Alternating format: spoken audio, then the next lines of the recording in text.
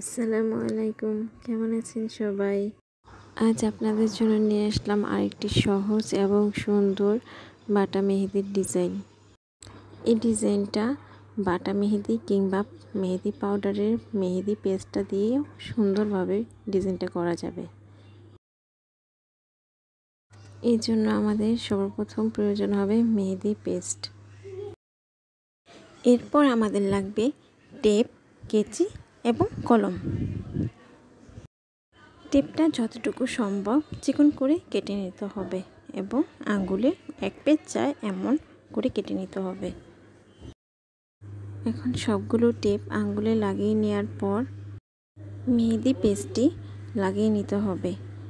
ভিডিওতে ঠিক যেমনভাবে দেখতে পাচ্ছেন যে মেহেদিটা আমি টেপের একটু নিচ পর্যন্ত যেভাবে সমান করে লাগিয়ে নিয়েছি ঠিক এমনভাবেই। আপনাদের বোঝার সুবিধার্থে আমি একটি টেপের উপর মেহেদি লাগাই নিই। এই যে এই অংশটা। এখন আমরা খুব সহজভাবে একটি ফুল এঁকে নেব। চেষ্টা করতে হবে ফুলের প্রতিটি পাপড়ি যেন সমান হয়।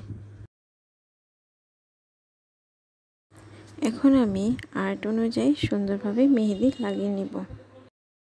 এখন মেহেদিটি ভালোভাবে শুকানোর আগ পর্যন্ত রেখে দিবেন। আমি আজ সময় স্বল্পতার কারণে বেশিক্ষণ মেহেদিটি রাখতে পারিনি।